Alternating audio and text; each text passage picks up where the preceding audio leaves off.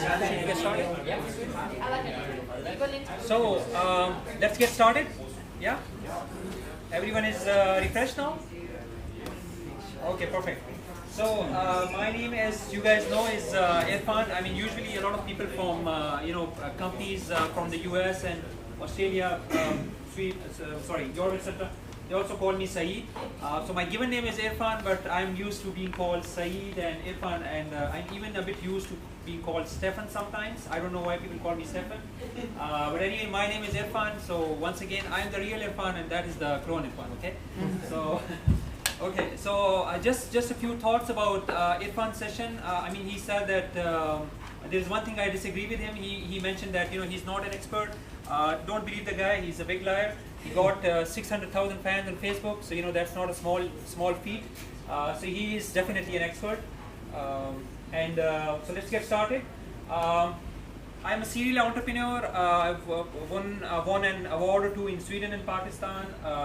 I am a co-founder at award-winning Silk Route Interactive. I also run a digital marketing agency called Digital Marketing ROI. I and my team are, we have certifications within digital marketing from Google, from HubSpot, and from Microsoft. I also write for a lot of different publications from the US, Canada, Pakistan, UK. For instance, Huffington Post, business.com. A lot of people have not heard about it outside of the US, but it has something like 30 million readers. I also write for a Virgin publication called Virgin Startups. I also blog at Syed Irfan Ajmal. I previously lived in Sweden, did my MBA from there. And I've worked both in Sweden and Denmark. I was I always wanted to be a businessman, an entrepreneur, but at that time I was not confident enough, and I guess I just wanted to learn things, how they work in a sort of corporate environment. So I was working at different jobs, and I have the distinction of resigning from 3 jobs in 3 different countries: Pakistan, Sweden, Denmark. So ever since I started my business in 2012, I'm very much more happier, much more satisfied. And every day is like a challenge that is very enriching my life and helping me improve and interact with people like yourselves and learn new things. So as I mentioned, I always wanted to be an entrepreneur, and I failed big time in the start, quite a few times actually. One thing I did after those failures is that I tried to get into corporate sales. That was when I did my MBA in Sweden and got a job as a corporate sales executive in Stockholm. So one part of the job, and this is very important, the reason I'm sharing this story, this all connects. So make sure you are paying attention. So I tried corporate sales, and the environment over there within sales was that you pick up your phone and you find out the number of the CEO or the president or the chairman of a top 500, Fortune 500 company, and then you sell the heck out of them. So you go for the hard sell. You are applying fake urgency. You're being very aggressive and everything. And there were many other people who were very successful at that, and they were making a lot of money. But I got like just one sale in 6 months. So at least for my personality and for someone like me, it wasn't for me, and that's why I left it. And several years later, I went into inbound marketing, and that matches my personality, and I think it will match the personalities of most of you, because it's more natural, and I will explain it why. So one thing before I go forward, so basically the other Irfan, the clone Irfan, he was talking more about retargeting and paid ads and social media. I am going to talk more about building your personal brand using writing, and how it helps you with your SEO, and why to do SEO, and how to do it the right way, how to use it with content marketing, and stuff like that. Okay, and this all SEO, content marketing, all of these are actually different facets of inbound marketing. So usually, I mean, the typical definition of, or the image of marketing that comes into most people's minds is that the 4 P's of marketing. So there's like a person, a salesman who's selling soap, and the 4 P's for him are please, please, please, please. At least that's the image that I had in my mind for a very long time. Now, can anyone define marketing in less than 10 words? Is there anyone who can define it in less than 10 words? Akif, you can try. Giving your audience a memorable experience that that's 11 already. Yeah. Okay, no problem. So marketing, this is the best definition I could find because it's short and it's simple. Marketing is the act of connecting customers to products. Okay, but there's a problem. I mean, a lot of people, the way when we are business owners, I think most of the people here have a business, right? Or they at least want to start a business. So usually when people want to connect with customers, they try to do it with a megaphone rather than a magnet. Right? So you know, if I'm busy with something, if I'm on my Facebook and I'm connecting with friends, and you know, you have a megaphone and you know you put it to my ear and you are like talking about, you know, buy one get one free, 30% off, and you know, best product of the world and all that. I won't be interested in that because I'm there on Facebook or in that event for something else. Does that make sense? Yeah. Okay. So. So inbound marketing is basically, you know, it's more about, you know, connecting with people, sharing useful information. So for instance, if I can share just a simple example to clarify what it means. So and this is actually from a New York Times article. So Marcus, I think his name is Marcus, not Marcus Sheridan, but Marcus something. Anyway, so he owns a pools and spas company in the USA. So when the economic crisis happened back in around 2008, their sales were going down and they were, you know, just about to get closed or something. So what he did was that he started using his blog to answer customers' questions. So one of the questions that he answered in an article was about the pricing of the pools, right? So he wrote a very detailed article about what are the factors that affect the pricing of the pool. So, you know, he mentioned how the prices of glass pools work, how the prices of the fiber pools work and everything. And the best thing is that even despite the fact that he wrote a very detailed article, excuse me, can you just quiet down? Thank you. So even when he wrote that detailed article, he didn't mention the price anywhere, but he still provided useful information. And that single article up till now has produced about $1.7 million in sales for that company. Just one article. I mean, how much time would it have taken them to write that article? Maybe 10 hours, maybe 20 hours maximum, you know. So as I mentioned, you know, it's about caring about your customers, answering their queries, and providing useful information. And you know, irrespective of whatever you are doing, whether you are an architect, whether you are a doctor, whether you are a graphic designer, you are all in the marketing business. Because what's marketing? Marketing is about, you know, making sure that you communicate your value to your employer, to your customer, you know, to make it clear to them that you can do what you promise to do, so that they can trust you and they can buy your service, or they can give you a job, or they can buy your product, right? So that's marketing. So all of you are in the marketing business, and you have to start thinking like marketers if you want to be successful in your business. Now, as I mentioned, inbound marketing. So what's the typical marketing? Outbound marketing, it's about, you know, brochures, putting them in people's houses, paid ads on Facebook. And I'm not against Facebook ads, and I will explain how these both can work together. But if you're focusing on just one thing, then you are putting all your eggs in one basket. So you have to, you know, diversify your efforts. You have to diversify your investment in advertising and marketing. And inbound marketing is a huge part of it, because rather than trying to beg or bug your way to the customer through a paid ad, through a spammy email, you are actually getting their attention by sharing what they want, right? So if you are a fitness business, you are in the fitness business, if you're all you are sharing is about, you know, your next promotion, your gym membership, or your, you know, fitness coaching classes, if that is all you're doing, I will probably unlike your Facebook page, right? But if I'm sharing, you know, if I share my journey or a customer journey, I mentioned, you know, I helped Irfan lose 20 pounds in 3 months using the LCHF diet, right? And I share a case study. So that's something, that's useful information. So I shared some of that information, and yeah, sure, a lot of people or some people might use that free information and never be my customers. But you know what? I don't care for those free people, because they were not going to buy my service anyway, because they are free riders, right? So those are not my target. But when I share this useful information through the processes of inbound marketing and provide information, it helps improve my brand. It strengthens my brand. People see me as an authority. People see me as an expert, right? So this is what inbound marketing is. Now, if I can explain, outbound is like, you are standing on the top of a skyscraper and you have a megaphone in your hands and you're shouting and screaming. You're trying to get the attention, right? But people who are shouting, usually they get ignored the most, right? So inbound marketing is about attracting the customers, right? So it's you attract them with magnet, and the magnet in this case is the content marketing, right? So that's the difference. Now, inbound marketing has a lot of different facets, and depending on who you ask, they will tell you different things, right? So one person might say, it has like 5 different pillars, another might say 3 pillars, but 3 of the things that I feel really passionate about and which I think I know a bit about is SEO, CRO, and content marketing. Okay.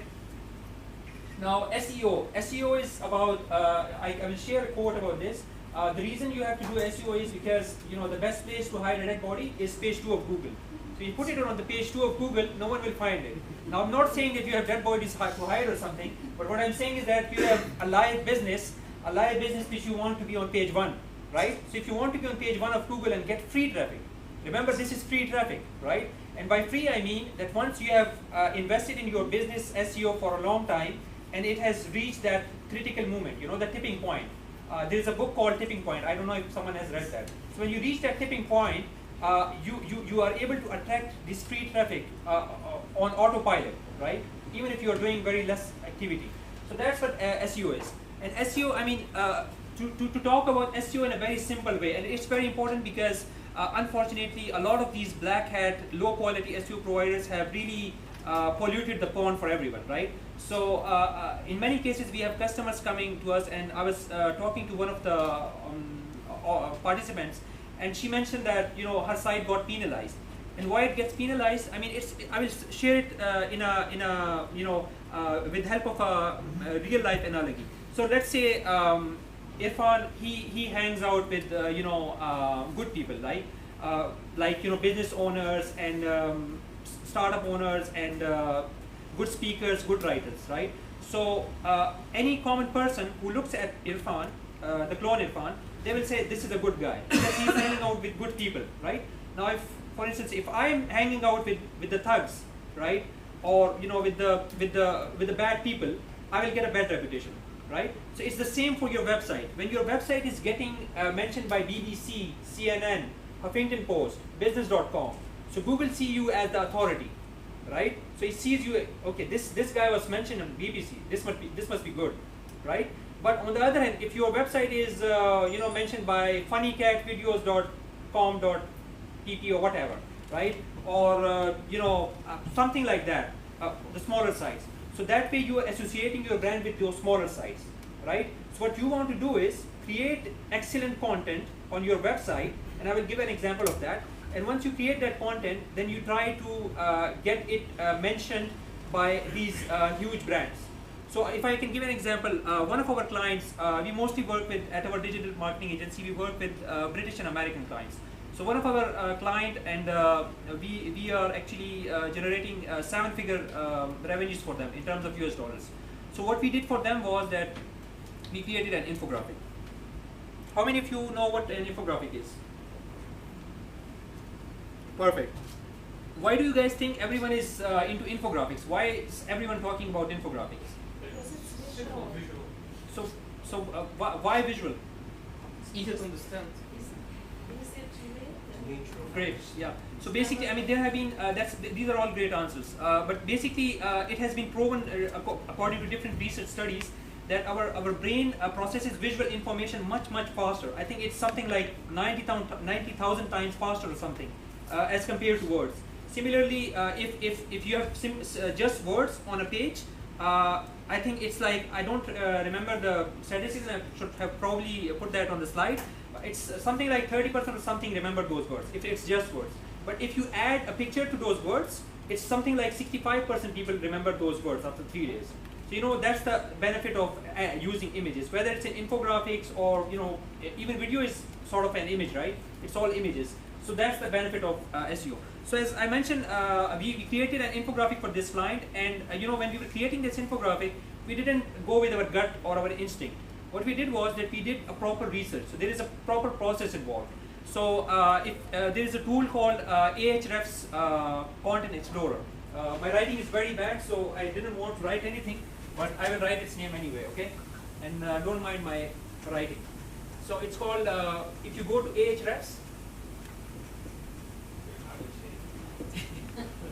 sorry? Ahrefs.com. Ahrefs.com. So if you go there, they have a tool called, they have a lot of different tools, and one of them is the Content Explorer.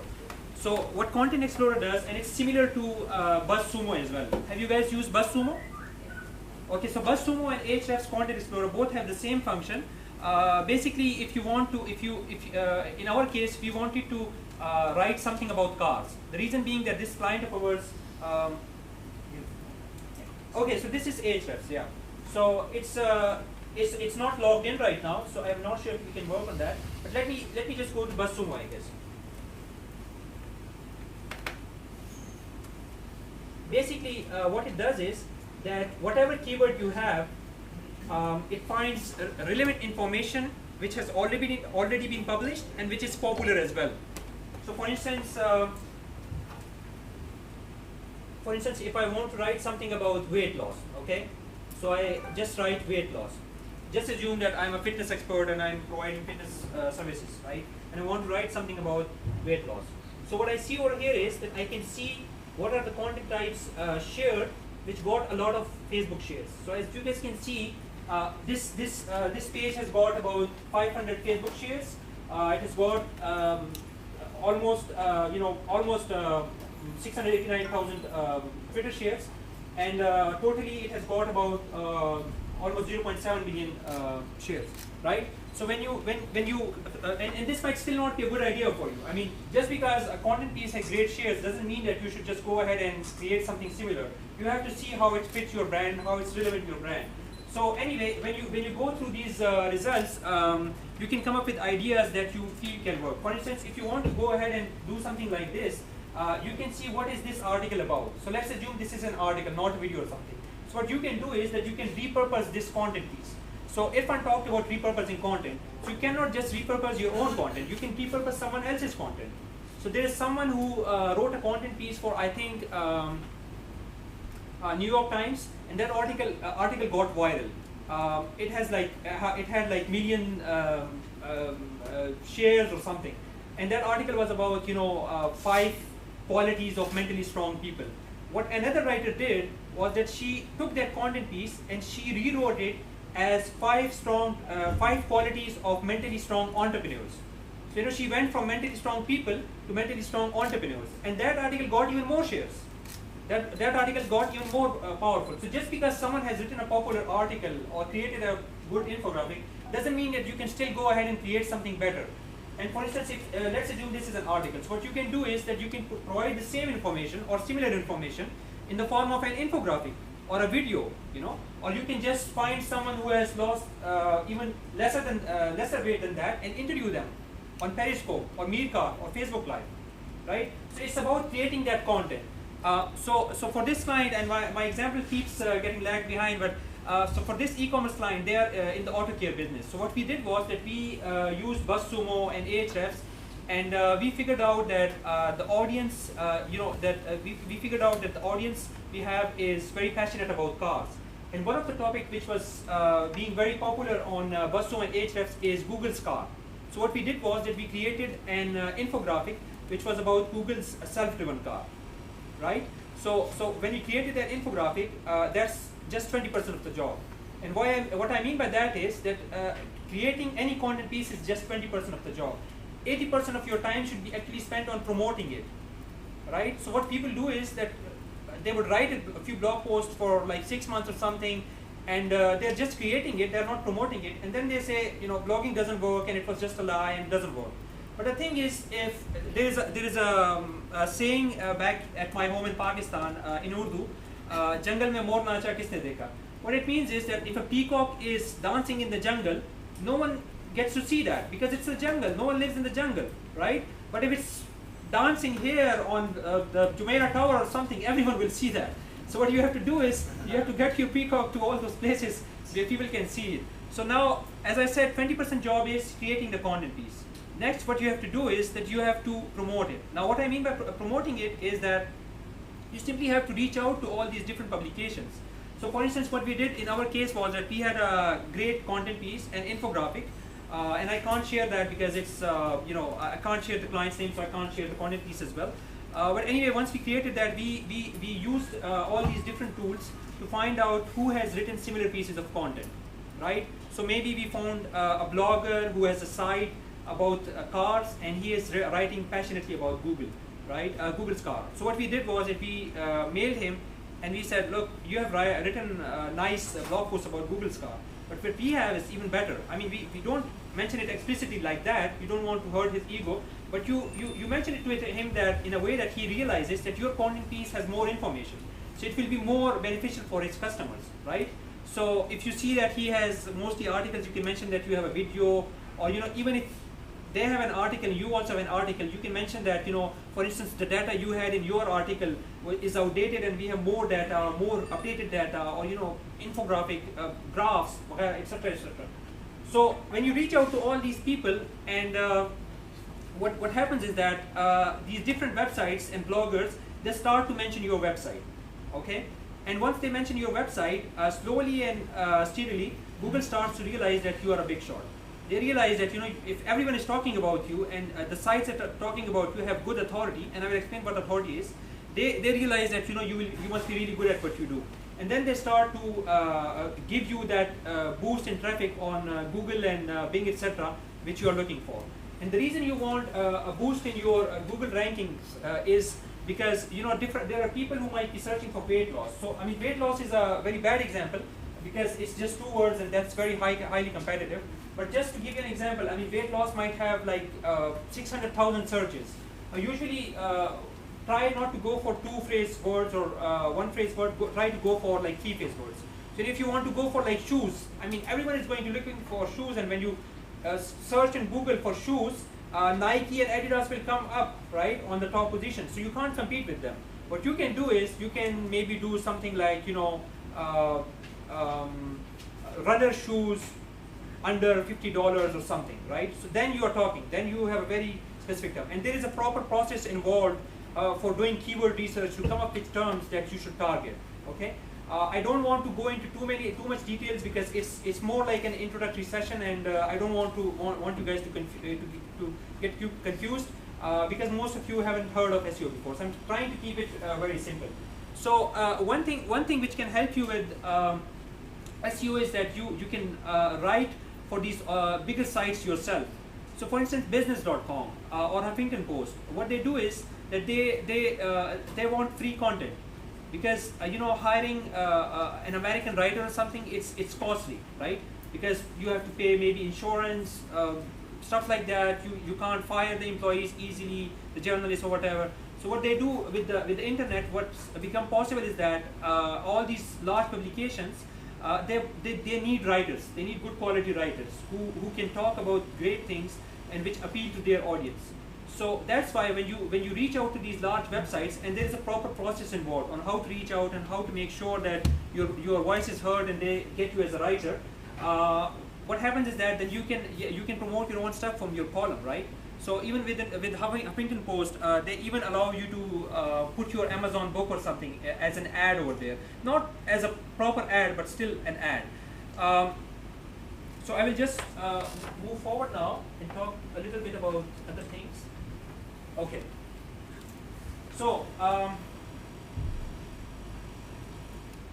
the reason I don't want to go into too much details of CRO and content marketing is because for one, SEO and content marketing, with the way things are very much intertwined. Okay. So what I talked about is both an example of SEO and content marketing. The part where you create an infographic and you create it in a way that there is a process involved where you make sure that this is a topic which people are looking for. So you go to Google Analytics and you search if there are enough searches for that term, right? So, you, for instance, for one of the guides, one of the detailed guides that we did for a client was Feng Shui. How many of you have heard of Feng Shui?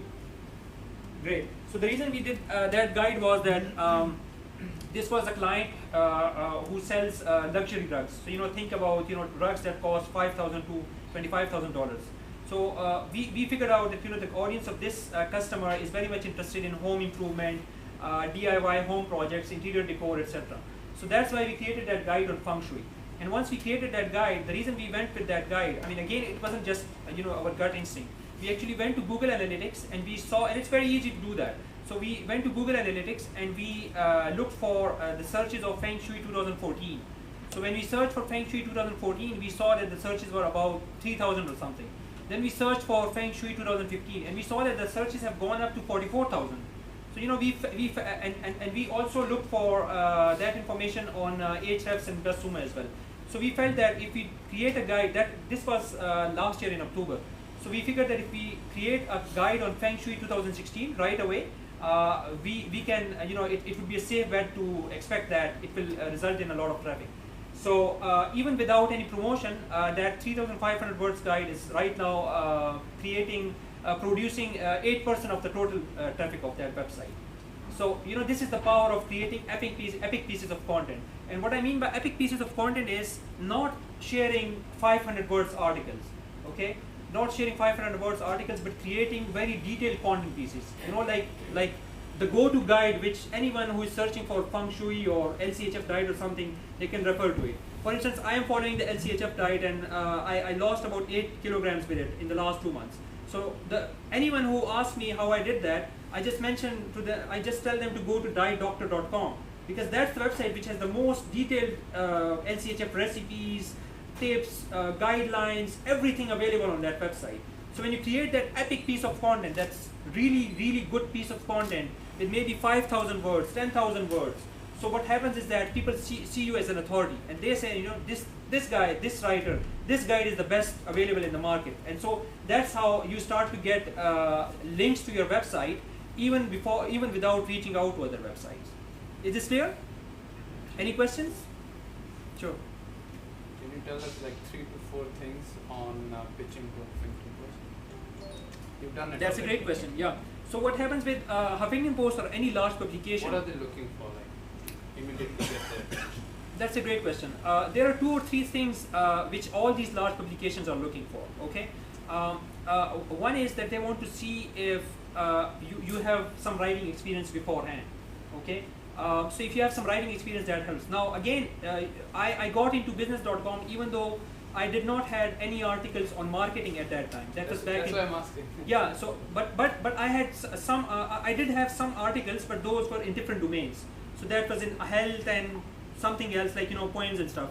So but it's about your pitch as well, like how you make that pitch, and also you have to find out which are the publications that are looking for writers.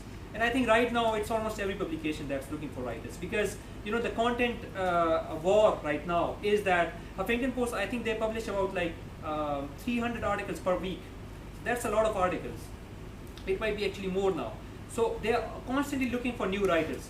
But the thing is that you have to go with a great pitch, and you have to also make sure that you have some data that can back you up, right? So if you have not written before, maybe you have spoken somewhere, right? So you can mention that I have spoken at TEDx or something. You might be hearing me talk about TEDx a lot because I'm speaking at TEDx in Pakistan in 2 weeks. So very excited about that. So the reason and all of these things, they complement each other. So even when you're speaking somewhere, when you mention that I've spoken somewhere, I have a live Facebook channel where I share advice on parenting or digital marketing or whatever. Another thing which is very important is to know what does the audience of that website likes. So in case of Huffington Post, the top 2 audience types of their website is politics and parenting. So if you are into, for instance, marketing, maybe you can share something about marketing which is in some way related to parenting, right? Or something like that. So you have to sort of find a way to do that. Another thing that helps is most of these sites have submission submission portals, right? So if you Google Huffington Post submission portal, you will get their submission page, and you can go from there. But based on my experience and experience of several other people, the problem with these submission portals is that usually you don't get a response, or you get a response after like 3 months or 6 months. So in case of business.com, what I did was that I went to that submission portal, and luckily I got a response after like 3 months. In case of Huffington Post, what I did was, and I have done that with some other publications as well, I try to find someone who already writes for them, right? And try to find out if you can build a relationship with them so that they can maybe help you in some way. Maybe they can put you in touch with their editor. So recommendation from another writer. That can also work.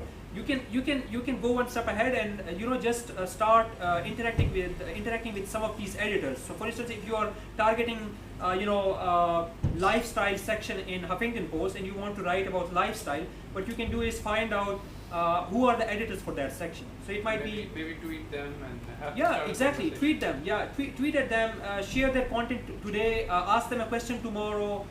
Make sure that you get on their radar. And once that happens, never go for the hard sell in the first message. Never do that. It almost never works. So just take your time to build that relationship, okay? So once you build that relationship in a week or 10 days or something, what happens is that you get on their radar, and the way psychology works is that if you are giving favors to someone time and again, even if it means just a social share, even if it means just a retweet, what happens is that that person feels like he owes you something. That's just psychology, and it's just what we are as human beings, as good human beings. You want to reciprocate. So if you're nice to me, I want to be nice to you. If you are bad to me, maybe I will also want to be bad to you, or maybe not. So that's how it works. So once you build that relationship with these editors, and they are looking for great people. And also another thing that helps set up a good website for yourself where all your publications, stocks, everything is over there. Make sure that your Twitter cover photo, your Facebook profile photo, everything is very professional. And any organizations you have worked with, any clients you have worked with, all are there, so that if they look you up on Google, they can see that this is a real person, right? And it's someone authentic. Does that answer your question? Okay, perfect. Any more questions before I go on? Okay, perfect. So the inbound methodology, as I mentioned, SEO, content marketing, all of these are parts of it. But what is actually the process behind it? What happens is that when you are interacting with strangers as a new business, or maybe people who don't know about your business, so what happens is that you start with blogging. You use social media, and you are also using keywords like I mentioned. Just go to Google Analytics, and then you can find what keywords are people searching for, right? So then that gives you ideas for your blog content as well. And keyword research, it's good because not only you find out what people are looking for, but you can actually get ideas which you can write about. So if you're writing a guide about feng shui, when you go to Google Analytics, you will see that living room feng shui style has a lot of searches. So you can say, okay, I can write about the living room. Then you will see that maybe bathroom styles for feng shui that has a lot of searches. So you can get ideas for your content as well. So once you are doing this and you have pages set up as well, these strangers start to visit your website, your Facebook page, and then you are connecting with them. So what you can do for connection is that you place call to actions. Okay. So when I talk about you can set up landing pages. So do you know what a call to action is? Yes. What is a call to action? It's either an action or something that you want the users, visitors to do. Yeah, exactly. So basically, button to click. Yeah, great question. So basically, what happens is that when you visit someone's website, what happens is that once they read your article, they don't know what to do, right? Whenever you go to a website, you usually don't know what to do unless they have placed a call to action, which asks you to take an action. So the action can be different things. If you have read an article about something like the LCHF diet, right? So they might mention these are the 10. They might mention a link to an article which is about workouts, right? Like maybe CrossFit exercise or something. If you have read a page about Moroccan diet, maybe the next page is about Tunisian cuisine or something, right? So that's the one way to do it. But another way to do is, and a more interesting way, is that you place a call to action to some of your services. So for instance, if someone has just gone through a 5,000 words page which was about the history of Persia, and in that article, was on a site which sells Persian rugs, so now you are sure that this person is very interested in Persia, right? So what you can do at the end is that you can mention that relish the memory of Persian Empire by getting this Persian rug, right? So you put a call to action to one of your products at the end of that information page. But one suggestion I have in that regard is that try to place these promotional call to actions after you have done some outreach and got those backlinks. Okay. The reason I'm saying this is when you are reaching out to different websites and asking them to mention your website on your infographic or your article on their website, if they see that you are promoting something on that page, what happens is that they might not be very interested in promoting that, or they will ask you for a sponsorship fee. Does that make sense? So what you do is that when you are going through that promotion phase, the 80% phase, don't put any promotional call to actions. But once you have gone through that and maybe got like enough links and some traffic as well, then you can go back to that page and put that call to action, because now you have the traffic and you are not doing the promotion, and now you can go ahead and do that promotional stuff. So you can also create custom landing pages. So a landing page is basically a page where you don't have any other information. So you might not even have the menu bars. You might not have a right column. It's just about one product or one service. So it's just about that service, and it's the price, the features, return policy, discounts, whatever. Everything is on that page, but there is nothing else that can distract the user. Does that make sense? Yeah, perfect. And the reason you are doing all of this, the call to action, landing pages, and forms, etc., is because you want to capture leads. Okay. The reason, and with online business, what you are doing is, what you need to do is, I mean, it's fine to have a lot of Facebook fans. It's great to have 80,000 Twitter fans. But the problem is that in that case, you are depending on another network, right? So your page can get hacked. Your page can, even your website can get hacked, but at least you have the backend control to get it back. But with Facebook or Twitter, I mean, you never know what happens next. As Irfan mentioned, the reach on Facebook has gone down. So your target at every point should be to capture the email address. Okay, that's like your like golden currency. So you want to capture that email address.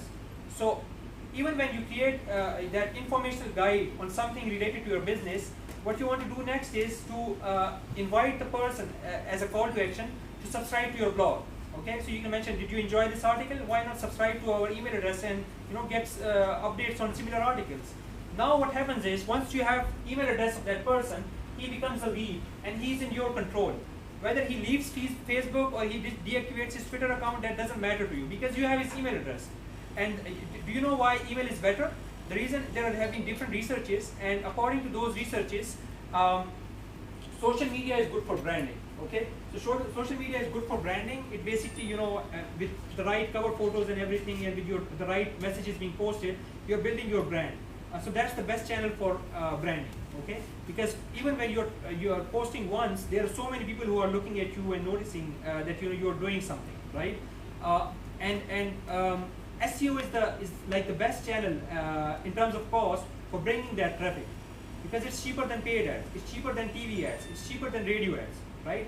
And it's another benefit of SEO is that because it builds with time, so it has a snowballing effect. So when you are creating those awesome pieces of content and you are also promoting it, what happens is that with time your website becomes that traffic generating machine, because you are ranking for so many different terms with all these keywords that you are attracting their traffic. So it's the best channel for traffic generation. But the best channel for converting a lead into a customer is still email. Okay, this is very important. So still people are still focusing more on email. They are more probable to buy something from you if you reach out to them via email. So that's why you want to collect those leads and get email addresses. Yes? Well, it's just something else out of courtesy. Everybody put that on the side. Yeah, if you guys can please turn off your phones, please. I think if our emails are also not very well. Thank you. Yes?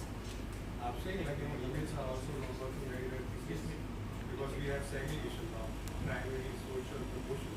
So all those emails now going to promotion section to your Gmail. That's also not working very well. I think it still works very well. It's still much better. As per research, email is still the best for conversions. So for conversion, it's still good. If you have a customer with whom you have a relationship for a long time, I mean, the chances are that they have whitelisted you and everything, right? You must be doing something on your landing pages and your Facebook group and your social media to make sure that they whitelist you and they put you in the right tab. So if you're doing that, then it's get better. Yeah. And in any case, I mean, if you have you still need to have their email address, even if they are not able to read your emails, because you know what, with retargeting, you are still able to reach them on social media, right? Okay, any more questions? Facebook organic reach is like if you've got a page 100,000, without paying, you're reaching maybe 500,000 people, right? But if you've got a mailing list of 100,000 by email who have given you permission and want to hear from you, it will definitely be much more than the 500. That's a great point, and I think Irfan will have more information on that as well, because he's talking about the reach as well, the organic reach. So once you have converted those leads, you want to engage them by email communication, by CRM integrations and everything. And I don't want to go into too much detail of that for now. So once they are your customers, what you want to do next is that you want to delight them. So help them out in as many ways as possible, through social media, through smart call to actions, through emails, etc. Because what you want to do at this point is that just because someone has become your customer doesn't mean that you should just ignore them. A lot of people have this mentality in business that once you have a customer, you start to ignore them, you start to work on the people who might become your customers, and that's actually the wrong approach. The reason being that is that it's easier to retain a customer than win a new client. So it costs you much lesser amount of time, energy, and cost to retain a customer and upsell them something, right? I mean, they can refer you to someone or something. So it's very important that you delight them so that they become your advocates and they become your, marketing machine. So if I see a Nike ad on, Facebook, I might not be that interested. But if Irfan tells me or Akib tells me that I use Nike shoes and they're very comfortable and they lasted for a long time and they're very good, so I'll be trusting their information more as compared to social media. So that's why it's very important that you are delighting your customers, and it's a very simple process for delighting them. Just being helpful and just being kind to them and doing the good old customer service. So why to do inbound marketing? Now it's low cost. As I will share in the next slide, the average cost of inbound marketing is $143. Okay, so inbound marketing costs $143, and outbound marketing costs something like $373. So this is a statistic from HubSpot. HubSpot is right now world's #1 inbound marketing platform, and actually it's a great blog on HubSpot on inbound marketing as well. Yes. Sorry, my question is 143. Is it for lead or what?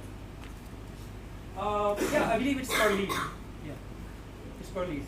And also another statistic which I could not find, I've seen it before but I couldn't find it right now, that apart from being cheaper, it also has more conversion. So it's also leading to more conversion. So that's the interesting part. It's also more fun. I mean, if you are passionate about the subject, first of all, if you're not passionate about your business, you should find a better business. So if you're passionate about your business, you do want to talk about it, right? You want to share information about it. You want to educate people, entertain people, change their mindsets, delight them, right? So doing that with the help of inbound marketing is much more fun than putting an ad on Facebook or something. Now I'm not saying that you don't use ads. Still use ads. You want to do both, because especially with retargeting, I think, I'm not sure if Irfan has mentioned this before or not, but usually with traditional sales, what people do is that they stop selling after the 5th attempt. So right, if you are calling me after the 5th attempt, you might stop calling me. But what happens is that people will buy from you if you call them the 7th time. So most of the people are stopping here at 5th time, and the sale actually takes place at the 7th time. So it's like stopping to dig for gold just when you are 3 feet away from the gold, right? So what you want to do is that apart from the SEO, you want to invest in paid marketing as well, especially retargeting, because that is huge.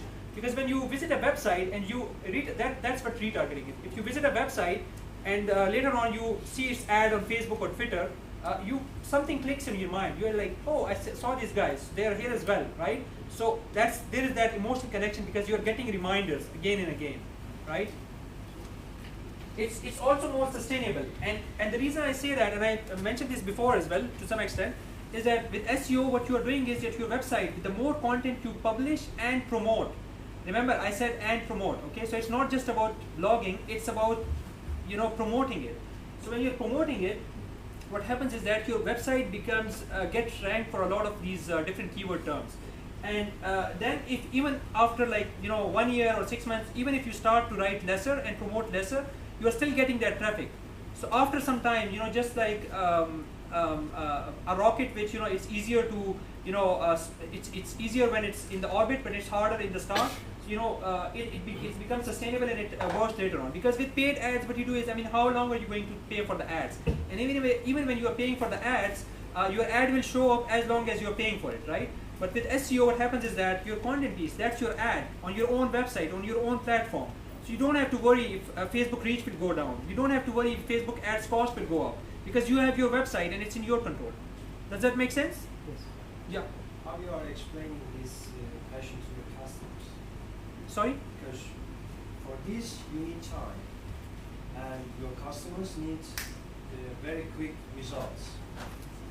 And on the SEO side, or the mentality of the growth hacker, it's need time and very logic contents and actions in your online area. How you are explaining these things to You mean how to customer side? convince the client to have more patience and all Yeah, that? yeah. Okay, that's a great question, and it's a problem which is a part of the SEO equation. What you want to do as a service provider, if you want to provide such a service, what you want to do is that you want to work with customers who already have a good understanding of this. Okay, because it's much harder to educate someone who doesn't do that, right? Excuse me. So that's why you want to work with customers who are already doing it. So instead of trying to convince someone who has never done it, try to work with someone who has already worked with it or has a better understanding of that. You will have a much easier and smoother relationship with that.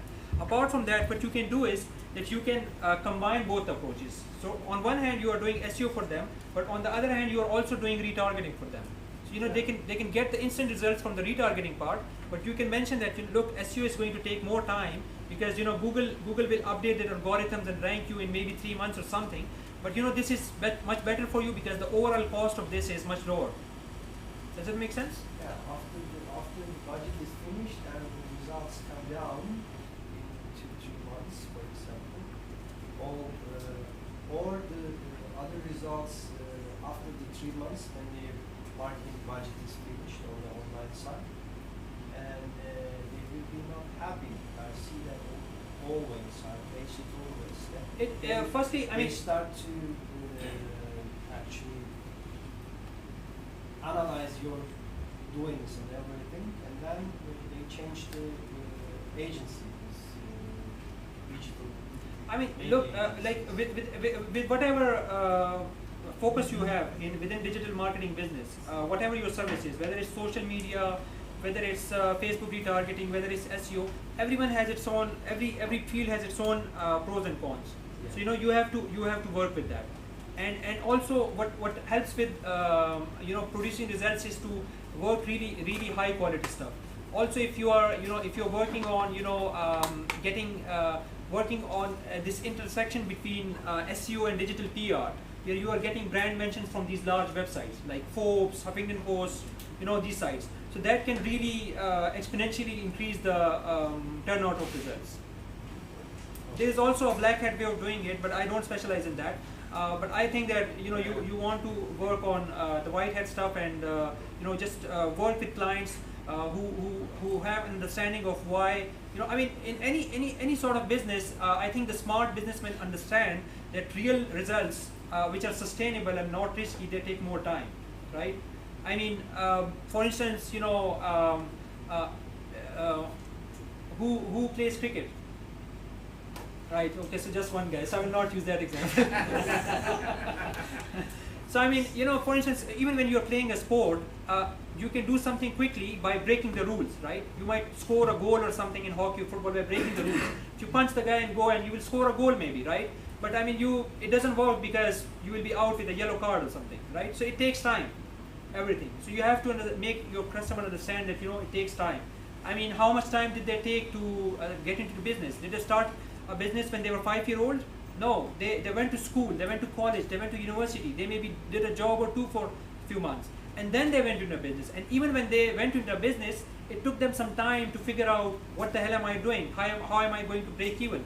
So how on earth can you or me or someone turn around everything for them in 2 months or 3 months.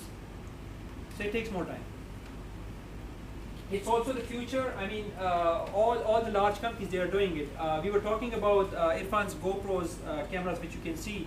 So one of the things that GoPro does on their website is that they are not promoting themselves so much. They are promoting people who are using GoPro. So they might share a video of Khushal playing cricket and recording his his cricket with GoPro. They might record Irfan spying on Shakira through his Facebook page or something. So something like that. So when you are promoting these other influencers, and I will share something about another tip about this, is that when you are sharing other people's stuff, when you're promoting other people, what happens is that they start to promote you. What this means is that even within the context of social media or Huffington Post or something, when you are mentioning someone else. So for instance, for your feng shui guide, if you're creating a guide on feng shui or LCHF diet or something, sorry, not feng shui guide, feng shui or LCHF diet. So if you're mentioning other influencers of your industry, like a nutrition expert, if you quote that person, or an architect who follows the feng shui. So when you mention them, what happens is that they notice you. And if they don't notice you, go ahead and send them an email. Send them a tweet and tell them that you have mentioned them. What happens is that since you have mentioned them, they feel proud that they have been mentioned somewhere as an expert, and then they promote you. They're promoting their own content piece, but when they do that, by extension, you get promoted as well. So it's a win-win for everyone. Does that make sense? It's like a referral, right? Yeah, exactly. So it's just an infographic I found about inbound marketing. It's not very clear over here, so I will just see from here. So basically, 89% of internet users, they're searching for something online. Okay. Similarly, the number of users in the US, adult users who are on Facebook, is 93%. And the best thing about Facebook is that if you have a Facebook page or if you are active in a Facebook group, even if it's not your own Facebook group. So we were just talking about Facebook groups before the session started. So what happens is that you are making connections, okay? So you are reaching people. So don't look at people as leads. Look at them as human beings, right? So interact with them, talk to them, find out what are their pain points. What sort of problems they have in another similar service, right? What do they want to see? So when you do that, what happens is that you are able to come up with great answers. It also mentions that 42% of people are using Twitter in the US, 57% are blogging, and it also shares some statistics which I can't see right now in the PDF about why blogging is basically winning businesses more customers. So when you are blogging about something, like I mentioned that pools guy, so he's creating content on something useful. Like he was asked about prices of pools very often. So what he did was that he went ahead and created a detailed article on the pricing of pools. And even though he had not mentioned the actual price of the pool in that article, because it was so informational and he mentioned all the factors which affect the pricing, that single article is resulting in $1.7 million in sale for them. I'm not saying that you go home today and you write an article and tomorrow it will be that many sales. It doesn't work like that. You have to still work hard for it, and it can take time. Some success stories very quickly. So Adnan Ibrahim, he's a friend of a friend living in the UK. He's a friend of our friend Azam, as you know. So what he did was that he started a blog on cars called Car Throttle, and he started that from his bedroom, and today he has 4 million unique hits, 2 million Facebook followers, and his revenue in 2015 was £1 million, right? So this is a guy who started a website about cars from his home, and now companies are sending him sports cars and everything to his home so he can test drive them and write a review about them. So it's very important to write about something you are passionate about. If you are not into writing, hire an editor or something, outsource it. If you don't want to outsource it, create a video, right? So there are so many things that you can do. Good Greens, it's a healthy, gluten-free, dairy-free bar. This is a very interesting story for me because what they did was that they reached out to different bloggers, okay? And just within 120 days, their revenue increased to $50,000. That was a 50% increase in 120 days. right? And now they are sold at 1,200 stores. So all they did was that they reach out to relevant bloggers, right? So you have to reach out to relevant bloggers, not something different also. Groove HQ, they started guest posting. Do you guys know what a guest post is? So when you are writing for another site as a guest, not writing at your own site, but for another site as a guest, that's a guest post. You are a guest post writer. So what these guys did is that they figured out, they found the main influencers in their market. So they were Shopify, Astrolabs, Kissmetrics, Buffer, Copy Blogger, and then they started writing for them, and that helped them reach about 1 million people.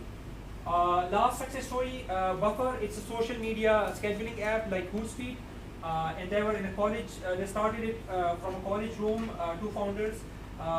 They tried to get mentions from Mashable, TechCrunch, etc., but they didn't succeed with that. Okay, so what they did next was they didn't blame Mashable or Fast Company, and they didn't blame blogging, and they didn't blame someone like me, but they went ahead and they did guest blogging for 10 months, right? So when they are guest blogging, when they are guest blogging for Mashable or something, they get free content, Mashable. These guys get free promotion, and they also get SEO benefits, and the users, they get content that they can read. This helped them to reach to 100,000 users in just 10 months, okay? So Rand Fishkin, he's someone which all the SEO and inbound practitioners look up to very much, and he suggests something which I already mentioned, that instead of creating content for potential customers, create it for influencers, right? The reason being that when you create that epic piece of content for influencers, they know that you are the guy, they know that you are the expert, so they start mentioning you. You start to build a relationship with them. And when you are hanging out with the influencers in your industry, in your market, the consumers also start to respect you, because they see you at the same level as those other influencers, even if you are much newer to the business than these other influencers. Does that make sense? Yes. Okay, good. This is a quote by me. For SEO success, focus on building relationships rather than just links. I mean, it's the same like with the concept about leads. So you want to see your customers as human beings, and you want to build relationships with them, right? You want to understand their pain points, and you want to see how you can help them. So even within SEO, you don't want to just look for links, you want to build relationships. And if I can give an example of that, for one of the clients, what we did was that we reached out to, this client site was in English. What we did was that we reached out to a site that was in Brazilian. And because we were able to create a good relationship, they offered us to translate the whole English website into Spanish, Portuguese. The Spanish was another one. So they converted it into Spanish, and they promoted it on their social network, and they had hundreds of thousands of fans. So when you are focusing not just on the small target, but the big picture, and you are trying to benefit these people, they will help you as well. So also build your brand, personal brand, because when you are building your personal brand and Google sees you as an authority, anything that's associated with you, a content piece, a video, that also gets more results. So for instance, I write for all these large sites, conducting workshops. Irfan appears on TV. So all of these things, they add up to make you seen as that influencer, the thought leader, the expert in your field. Some of the skills that you need, you can, even if you have like 2 or 3 of these skills, I think you can do a great job. So you should be good at communication. If your target audience is in English, you need English, obviously. Writing, reading, social media networking. I mean, so many of us use social media for cat videos or posting pictures of our food. I don't need to see your food picture. If you ate it, I'm happy with that. So use it for something more valuable. Share some tips about your work. Tell me what you did at work today. Tell me what worked today, what didn't work today, what you learned today. So those kind of things. Warren Buffett, how many of you know them? Right. So he suggests that you should read like 500 pages per day, right? And that basically helps you get success. But when he's talking about 500 pages, he's not talking about some vampire book or a romance novel. He's mostly reading actually business plans and annual reports, and that's because that's his job. He's reading all the time. He's making very few investments, but when he makes that investment, it actually results in great results. Also.